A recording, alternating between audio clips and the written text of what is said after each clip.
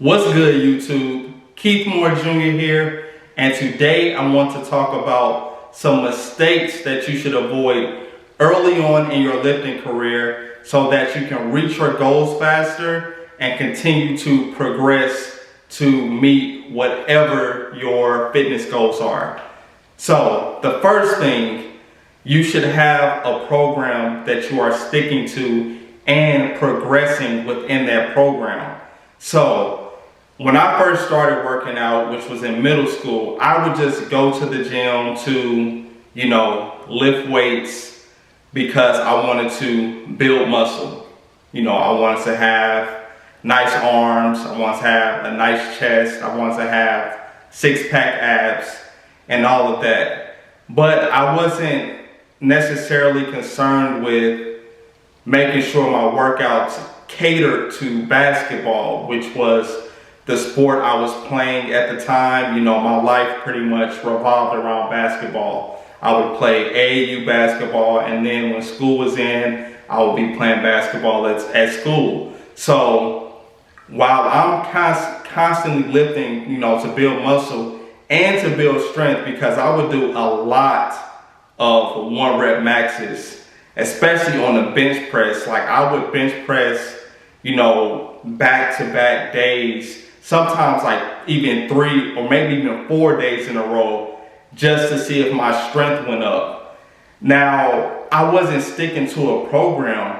Yeah, my chest grew very fast because, I was new to weightlifting and things like that. But, it wasn't always productive because with me playing basketball, I should have been sticking to a program that aligned with what you need to succeed in basketball. So performing more endurance type workouts, explosive type movements, things like that, but I'm squatting heavy when I did squat because I would skip leg day a whole lot.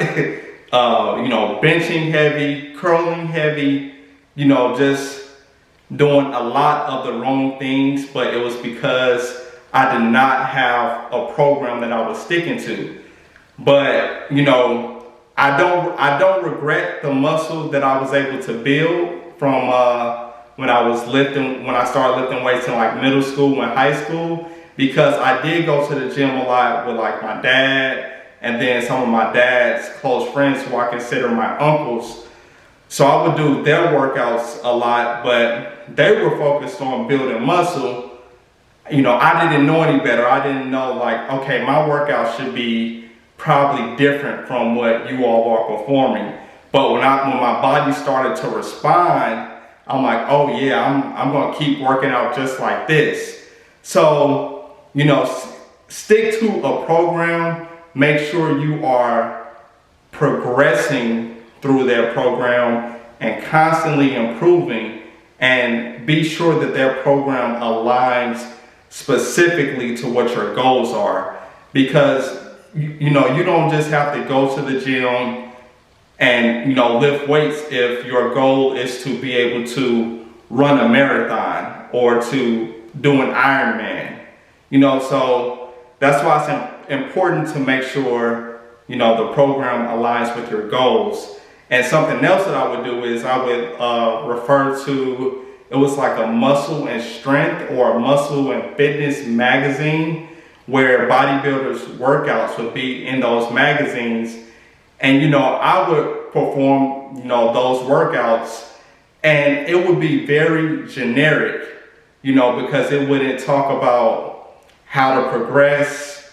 It would just list like the exercise, the sets, and the number of reps, which is good, that works, but I had no idea, that I should be constantly trying to progress, from week to week.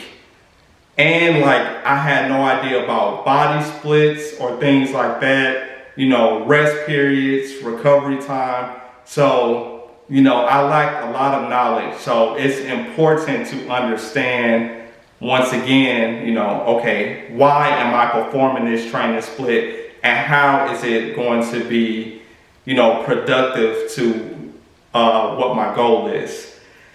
So first thing. Next thing, I had a huge mistake with a lack of my nutritional knowledge. So I would eat a lot of junk food. I would not drink enough water. I would drink a lot of soda or pop, whatever you want to call it. And it would just, I was younger, so, I could get away with it. Like I could eat a bag of chips right before a workout and still go in and dominate my workout. But just imagine if I had nutritional knowledge, how much better I would have been versus, eating a bag of hot Cheetos before a workout. I remember a specific time where I was like 14 years old, I believe. I was 14 or 15, and I was at the YMCA, and I was in the weight room eating a bag of hot Cheetos, like in between my workout. And I remember a lady that worked at the gym came up and said to me, everybody can't do that. I mean, at the time, I had no idea why she was saying that. I'm like, why are you hating? Just because you're not in great shape, don't get mad at me for eating hot Cheetos.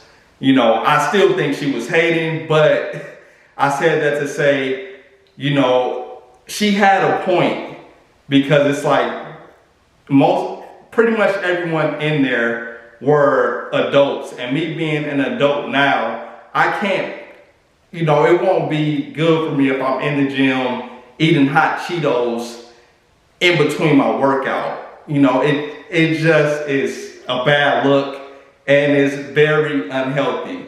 So yeah, be sure, and it's a ton of research you can do as far as nutrition goes. Google is the most powerful tool and search engine there is.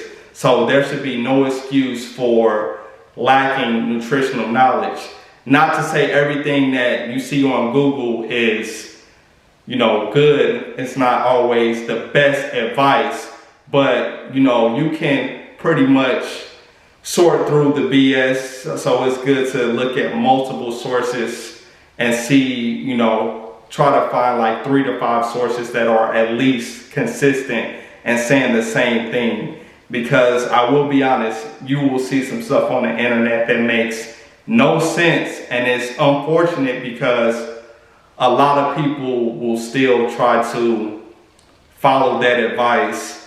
Like people will ask me all the time, do you think this pill works for me to, want to lose this much weight in this period of time?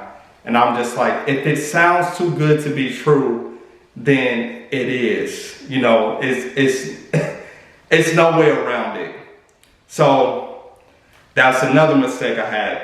So the third mistake and I still suffer from this from time to time, was a lack of rest.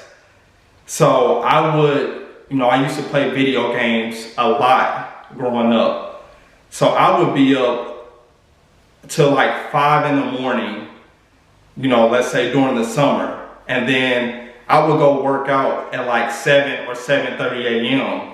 Yeah, I was happy to say, I still made it to the gym, but I wasn't as productive as I would have been if I would have gotten some sleep the night before. So now I still have to monitor that myself. If I'm up late, I'm not going to wake up at 4:30 in the morning now to be at the gym at 5. If I'm going to sleep at like 1 a.m., I would just be like, okay, I'm going to sleep longer and then just go to the gym in the evening, because rest is very important when it comes to making, progress, in the gym. Rest is important for pretty much every aspect in life, even like at your job. You just need to have the proper amount of rest in order to be able to function and think properly. So, and I think a lot of people get it confused because, people get so excited about saying, you know, I didn't sleep at all, you know, I'm running on, you know, 2 days of no sleep. Like, that's not good. Honestly, that's dumb, you know, because that doesn't mean you're hustling more than anybody else. That just means that you probably aren't managing your time properly, or I mean, I don't know what you're doing, but I used to be one of those people also. But I know, like, I wouldn't get sleep. I wouldn't get sleep because of stuff that I wasn't doing, like managing my time properly or procrastinating on things. But now I know that sleep is extremely important. So those are the tips I have today for mistakes to avoid early on in your lifting career. I hope this video helps. If it does, please subscribe to my channel, like this video, share it with others, and I will catch you on the next video. Peace.